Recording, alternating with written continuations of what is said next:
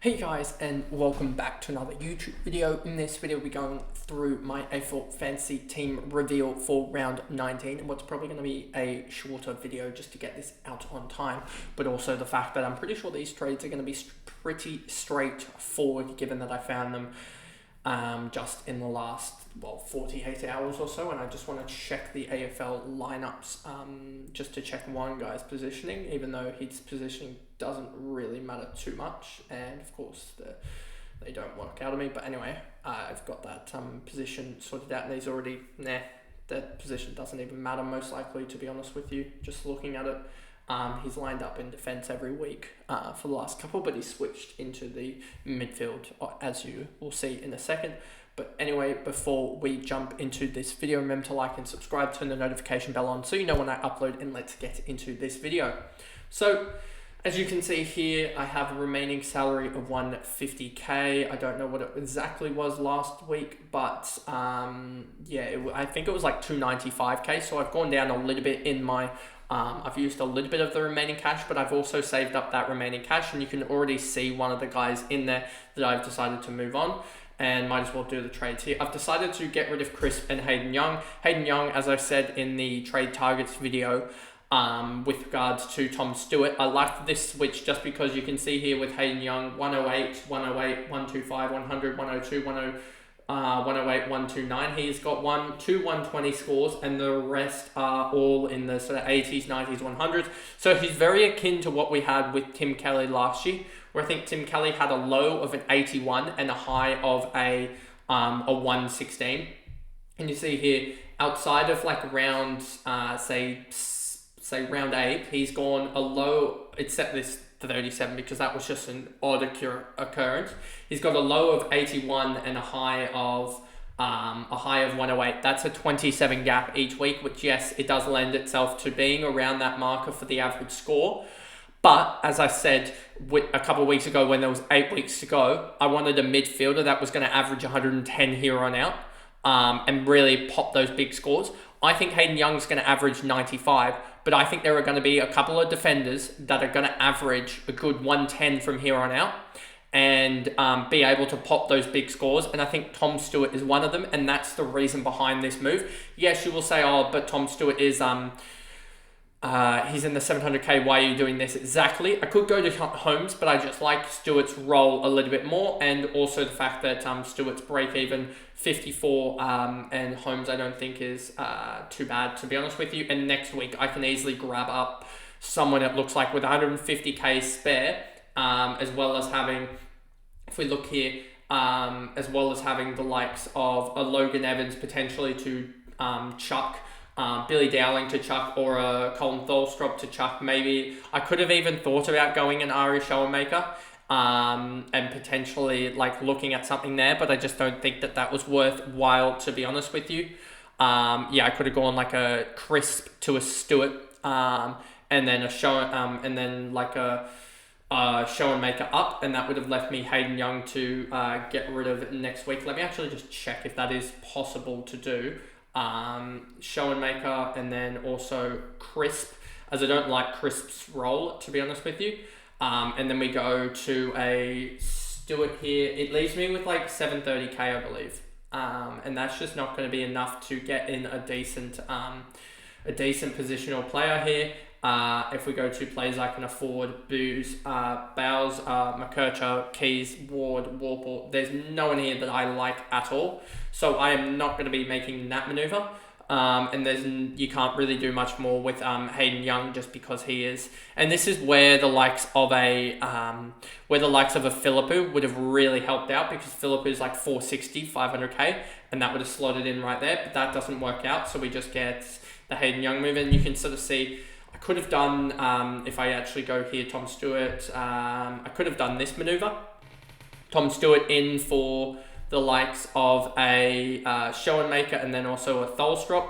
Tom Stewart in there, and then that would work, I believe. And then I just need a player. Where is it? Where are my midfielders? So I can also do this and chuck in Billy Dowling down there, and then go, I want a midfielder, and then get Zach Taylor. I could do that as well, which actually almost is a better maneuver. Missing out on Dunkley for one more week is a little bit annoying, but we do get Tom Stewart, and if I just do this just to make it easier, Hayden Young, and then Hayden Young in there, and then that's what you have there with that. And then you've still got only, I actually don't mind this, to be honest, too much. And then I get my positional versatility back. I can also do this and then this as well. So if Billy Dowling and or Taylor have a really good game, then I can also sub them on, to be honest with you, over the likes of a where is it here? Luke Jackson or even a Hayden Young. So if one of them has a really good game, Hayden Young will probably be the first to go. And then also, I actually don't mind that now, thinking about it. And then next week, all we got to do is get rid of the likes of a Hayden Young, and then also get rid of the likes of a Jack Crisp, and then get rid of a Luke Jackson. And I've got 67k in the bank. And it's more of just, chucking out potentially chucking the likes of a Billy Dowling next week. Potentially the week after, chucking someone like a Sean Manor, or maybe even a Logan Evans by then. But you really start to see that I'm getting the likes, or I could even get almost up to the point where I get an actual 23rd Primo win, something like that. So I don't mind it. I just wonder, is Jack Crisp going to drop another stinker or not against Hawthorn? And that's the real reason behind maybe not going for it. But and also the fact that I actually just thought about it now is, how valuable is that Primo going to be if we think about this, when I can just sort of loop in Billy Dowling? How valuable is that Primo going to be when I get 2 stabs of the cherry of a rookie score? And I don't think that that's going to be too valuable. So actually, I'm going to go back on what I said there, and I'm going to go Stewart and Dunkley in, just because I think that that's going to be the better option, to be honest with you. If we just go here, Josh Dunkley, could go Neil, but I think Neil still cops some bit of attention, and we'll probably go Neil next week. I think, let me just check the Lions run. Yeah, go Neil next week. Windhager's out. Bedford got cleared, but we'll see how that actually runs with how he goes with Neil. And then Collingwood and Essendon won't tag. So he's got 1 tag in his last 5 games. And yeah, that'll be 1-2 target next week with 150k, plus also Billy Dowling and Colton Tholstrop, who will be both. Hopefully Tholstrop actually plays now, because if he does play, then that'll help this out. But if and he will get up to like 430k, but 430k plus also say he gets the 32k upgrade, 413 plus 32 plus Billy Dowling's 439 plus 32 plus 150 gets me all the way up to 1066. And 1066, I mean, Neil is going to go up even further, I would suspect. But 1066 gets me to an 866k player. And if I go into the 800k range and then go by 3-round average, you'll see that there are quite a few guys that I'm potentially looking at in that next week. I don't want to bring Steele back in, but he's actually done really well the last couple of games. Wanganeen Malira could be one that you actually consider bringing in, just because that, or even potentially a Sinclair, who should potentially drop, but would need a little bit of a droppage, or just a Billy Dowling, another really good Billy Dowling game, as he's projected a 67. Hopefully he goes more than that. And what is Tholstrop projected a 58? Hopefully he goes more than that. Else I might need to use a Logan Evans to get the job done, who's projected to go 52k up, which would be, 431 plus 52 plus 439 plus 32 plus 150. That would get me to 1101, which would get me a 900k player, give or take. And that would almost get me to like a Nick Newman or something like that as a as the last guy on here. And then we just move someone else down here. And there's that. And then we potentially even, that'll be fine there. So that's sort of my thinking along the lines of that. With that, we could also even go into the 900k range and just see, is anyone going to drop below? Maybe let's just see a Noah Anderson. What's his go? Plays Brisbane next week. Barry will tag him. at People's First, then Optus, then his run actually opens up quite a lot. So we'll see what happens with Noah Anderson, Logan Evans, as Logan Evans could also go above that yet again, and then we just move him on. If he gets like an 80, he goes up to probably close to 500k, and then Billy Dowling going off the leash as well would help.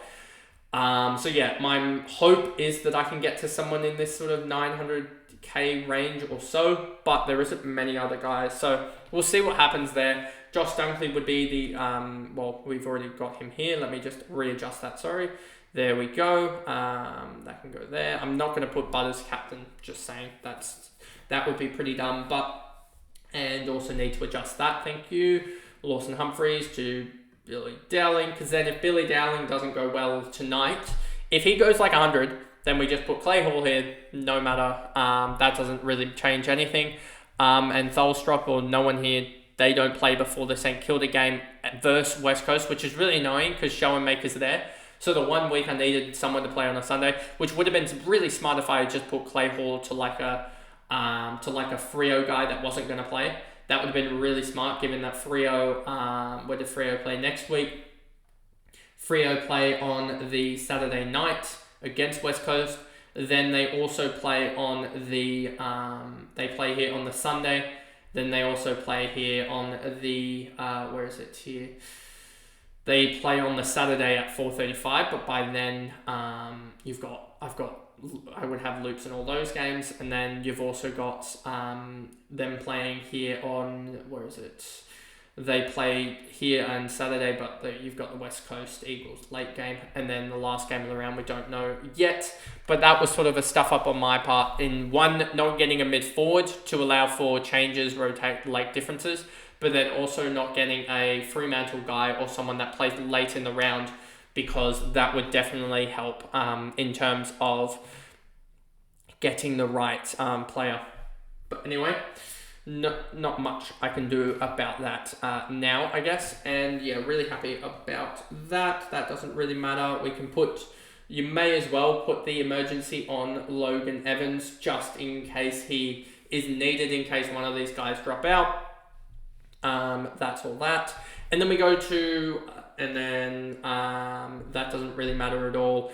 To be honest with you, Clay Hall, I could set that up, but it doesn't actually really matter. If I wanted to use the captaincy, I would, I'll set it up. But my VC this week is Jai Caldwell, probably going to go on to Dawson, but yeah, his run for the last 4 weeks has been really huge. And then my captaincy is actually going to go on to Tim English. I thought about this a little bit, and I just think that these guys are going to score the greatest. And then if for some reason Tholstrup doesn't play, we will be doing a Flanders into a but it's Butters. Sorry, it's not Tim English. It's Butters, because Butters, they have no tag. They're Richmond, so Butters is gonna run amok there, I think. But yeah, Caldwell into Butters, and then if it isn't, if there isn't a Tholstrup game and he gets dropped, then it will be Flanders into Butters. Just because Flanders is Flanders, and his lowest score this year is an 87. So yeah, I think he has high potential to just go large against GWS, and we'll see, because they won't run a tag against him. Went 102 against them last time, so we'll see how he goes there. But anyway, that pretty much is the video they're going through. I'm pretty happy with my side and the way my bench is looking at the moment. We've got so much cash left on the bench. One more spot to fill, which will be filled by... the thing is, I can almost wait a week as well. I can almost do an upgrade here as well. Say like a Luke Jackson up or something like that next week. But there is no forwards to go to. There's no real midfielders that I'm looking at and going, oh, this guy's going to really absolutely smash it. So it is kind of a weird one at the moment, where you're kind of stuck in a little bit of limbo, just trying to see if you can get any, because like Merritt's on form, Tom Green, these guys are all like the most form guys in the comp.